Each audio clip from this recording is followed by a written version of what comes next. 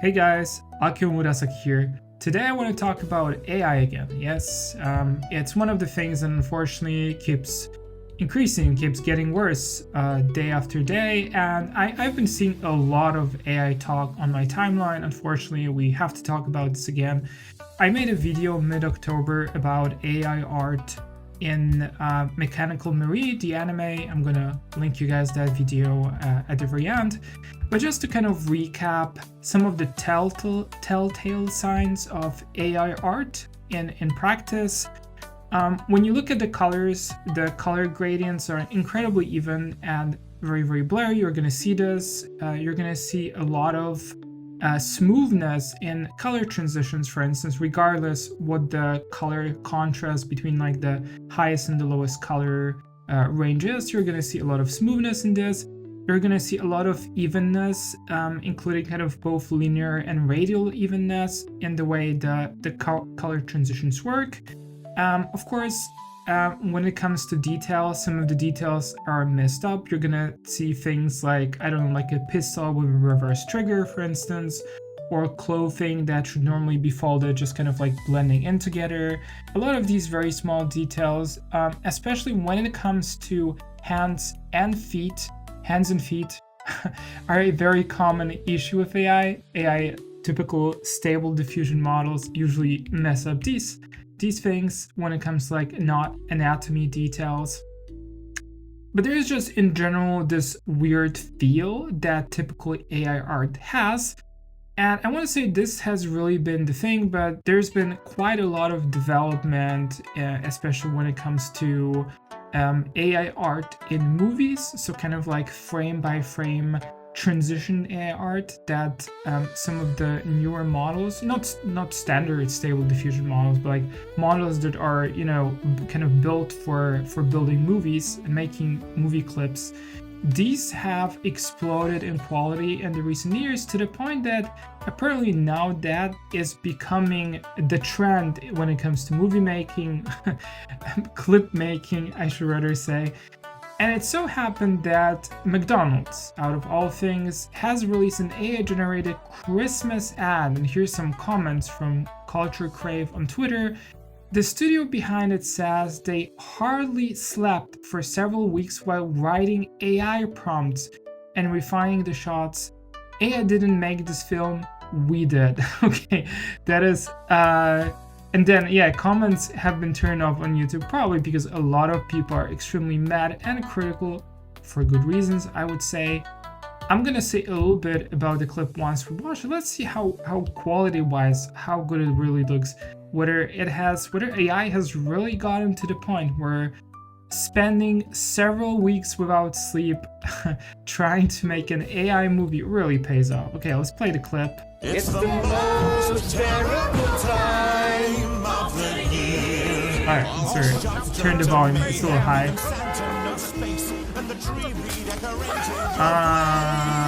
It's the most terrible time of the year. The roast burns to charcoal and the cookies burn too. Oh my god, okay. In chaos, it feels like a zoo. It's the most terrible time of the year. So you flee from the madness, the lights and the cheer, and hide out in McDonald's till January's here. Okay, and it says it's AI generated. Okay, that's fine.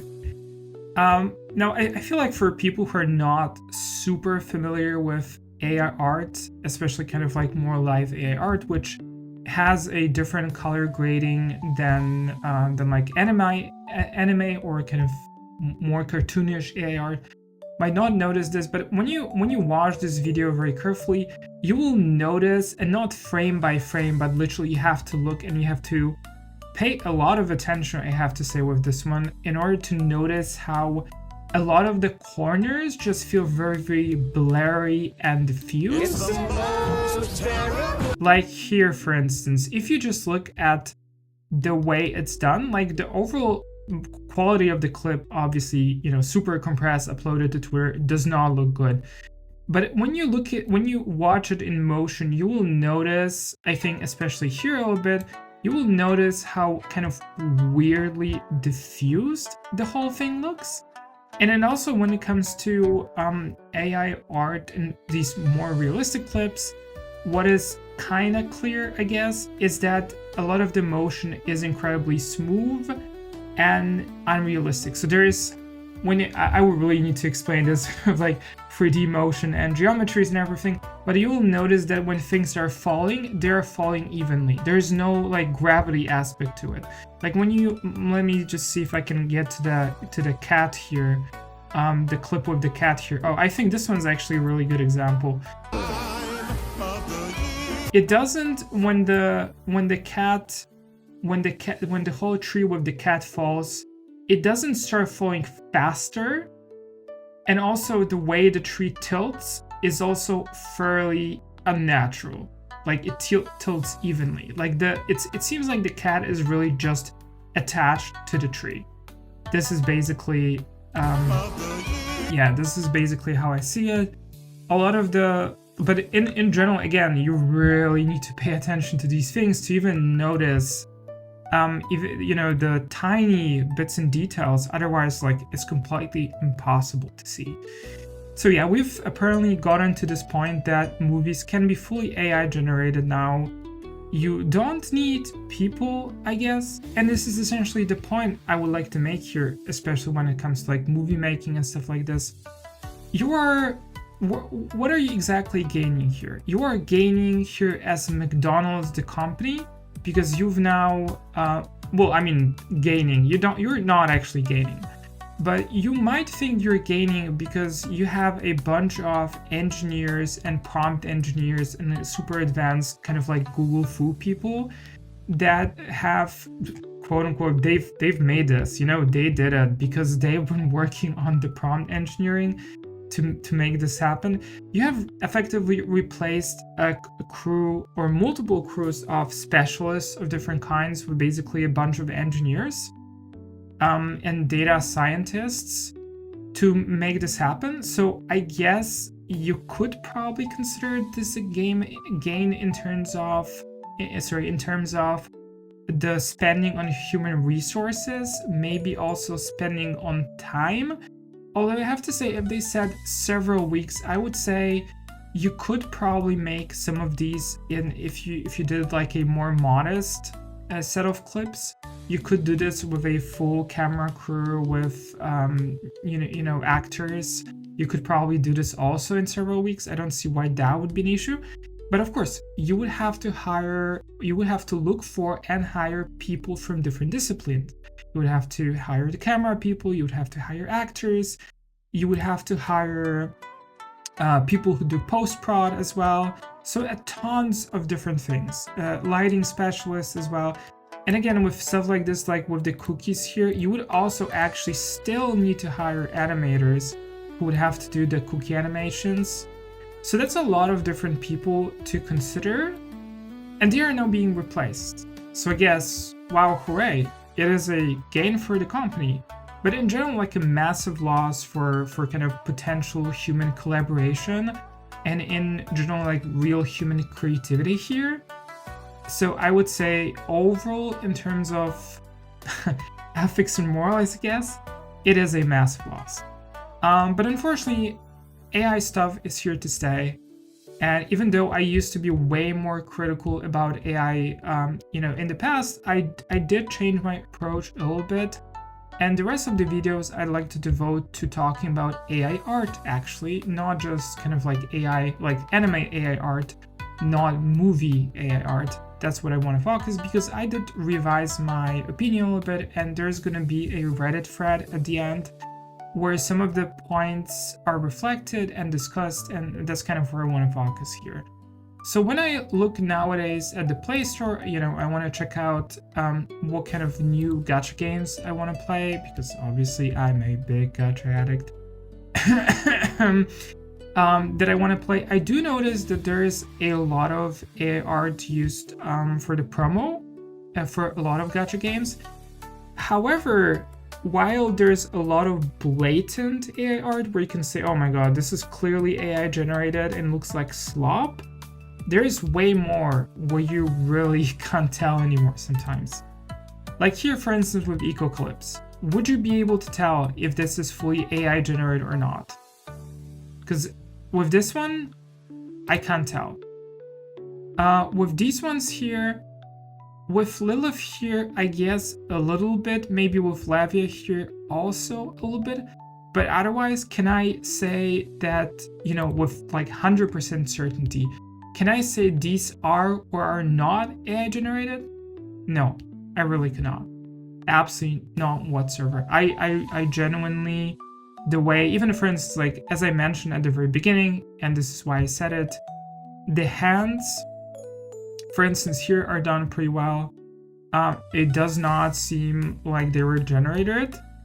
So there is a possibility, of course, that the initial images were AI generated and the rest was kind of touched up a little bit by hand, by actual artists. Pretty cool. But again, it's very, with a lot of these like newer promo pictures, it's really impossible to say. And I kind of can have a look at some of the other ones, like here, for instance, for Blue Prodigal Resonance that I used to play a little bit in the past. I genuinely cannot tell if any of the, you know, like the 2D promo, 2D images added here on top of the game, of the screenshots, where these are AI generated or not. Here another one, Epic 7 as well. Epic 7 is actually super well known for very high quality 2D and especially 2D animations, and both for like kind of pixel art style, I would say, like here in the top left corner. So kind of like smaller 2D animations, but also like full cell shaded 3D, which actually then look like 2D, like the one here for this character in the top right. And the character here in the bottom left, I really can't, I'm not 100% sure. Maybe the shading on the nose here a little bit looks suspicious, but otherwise, I genuinely cannot say if it is or if it's not AI generated. And then I look at some of the other cases here that I see. Okay, maybe this one here, I would probably say. The one for Soul Destiny, maybe a little bit. But for a number of the other ones, okay, let's have a look at maybe Snowbreak. Can we tell if this one for Snowbreak is or is not AI generated? Yeah, no, I can't really say. I genuinely can't really say. Yeah. And actually, I have one more for Goddess of Victory for Nikke. The thing with Nikke is that Nikke is actually known for implementing kind of like AI art generation of different kinds in their workflows. They are actually known for doing this. And that's where I want to go next, because there is like a there's like an entire thread here for Nikke specifically on the Gacha Gaming subreddit. The Nikke is apparently using AI Stable Diffusion for generating art for their promo material. Like when you look at this one here, they are highlighting a bunch of things where I don't honestly know what these are supposed to tell you. Because, okay, so here's okay, maybe the one at the top here. But here is the thing. When people complain about AI art, for instance, on Twitter, you can't really, you just look at these images and you're like, what are you pointing at here? That does not look like AI art at all.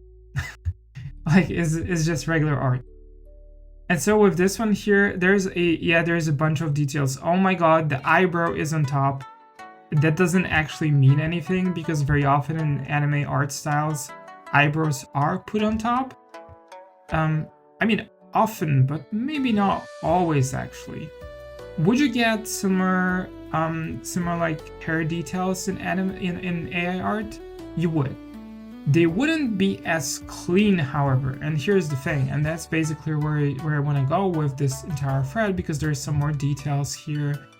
additional context that the main artist behind the art designs for Nikke and then previously the art designs for Destiny Child started using AI art in their arts on Twitter, so this kind of checks out. However, and this is interesting, he or she trained with his own art and thus edits in Photoshop after generating it. And here's the thing I kind of want to mention, since we're already here at that point in discussion. I've seen like someone did like a speed drawing, like a time lapse of their drawing. It's actually possible to do like an AI generated art piece and then trace it very carefully and then adjust some of the coloring, and it will not be detected by any of the AI art generated detectors online. It will not. It will be treated as regular art. Therefore, when you put some of these for Nikke, for instance, they might not actually be flagged as AI generated art. And it's, I would say, fine. If they have an artist that is fully capable of doing their own art and is simply using AI, Stable Diffusion as a part of their process, I don't see a problem with this. Especially that they're doing, retouches later on in Photoshop or, I don't know, like a different 2D program to kind of improve the look, to polish some of the edges as well. Like here, for instance, who knows, maybe they're doing some generation based on their own art and then they're adding some more details. Maybe they're generating the references. I really don't know. It's very hard to say.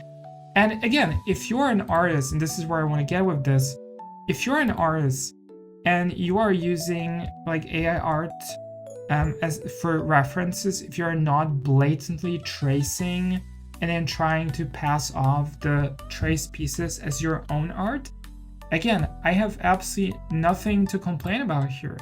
You're totally free to do this. There is obviously a point to be made that the Stable Diffusion models, they were originally trained on someone's real hard work in the past.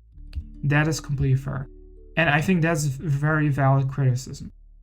But again, we're here already, and the models have gone through, multiple retraining steps, adjustments, mixing as well, because you can mix Stable Diffusion models, you can mix the weights of the models to generate different art styles, different results. And the models have gone through so much that how are you really stealing anyone's art if you're generating like an AR art piece and then using it for like pose reference or as like an initial, I don't know how to draw this, so I'm gonna learn from AI art, for instance. I'm gonna generate a couple of waifus and then, okay, this is how it works. I see. So this is how you draw shoulders, for instance, or I want to see like this back pose a little bit. Why not?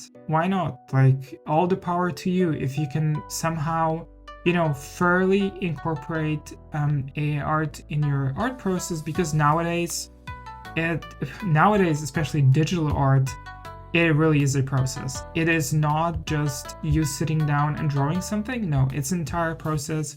It's you working with multiple layers, starting with a sketch, doing the line art, doing the details, multiple layers of details, adjusting, rotating, adjusting some more. Coloring, I don't even want to get to like the flat coloring that comes later, then the shading that comes also later. It's like an entire factory process, and it takes a hell of a lot of work if you're really committed to it. But again, if you're using AI art for learning as references, if you're not trying to pass it off as your actual genuine art, again, there's absolutely I have no longer any problem with this. All the power to you. You do your own art. You develop your own process. Where I do have a problem with is when I do actually have a problem with stuff like this specifically, where a company could have hired people. They could have hired a bunch of very talented people to make this a human project, to make this happen, and they didn't. They decided that the better, cheaper, and faster way to do it is by simply hiring engineers, cutting the cost to the max, and generating this slop. Because it really is slop. You can tell, if you look closely enough, you can tell this is slop. And the other thing is that, I don't want to point fingers here on Twitter, but there's been a discussion recently when an artist went quite far actually to not disclose, to hide the way they're tracing AI art or someone else's art, but I think it was specifically AI art that they were tracing. They used what's called I think key shifting or chroma shifting or chroma keying to hide like the initial AI art layer that was a green monochrome, in order to conceal the fact that they were actually tracing.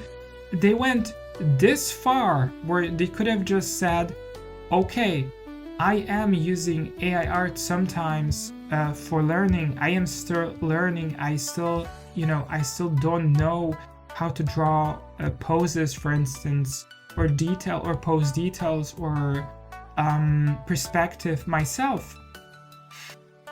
That's completely fine. Like, everyone starts somewhere. It's a process, okay? It's a learning journey. I wouldn't have a problem with this. I do have a problem with people passing off either someone else's art or AI generated art as their own art. That is absolutely not cool. And I do actually want to see less of this in the art community, but I am seeing more. On the other hand, I am also seeing a lot of Asian artists, a lot of Korean and Japanese, I think, not quite sure if Chinese as well, but I'm definitely seeing a lot of Korean and Japanese artists who are interestingly using kind of AI art styles and references to build their own portfolio. Again, I have absolutely no problem with this, and I think it is quite commendable if you're doing honest to God human art. That's basically where I want to end here this conversation. If you guys enjoyed the video, like and subscribe, and I see you guys in the next one. And please check out my other video about Mechanical Moriarty animation and how AI art was used there, and why I was not very happy with that specific use of AI art. But I see you guys in the next one, and matane!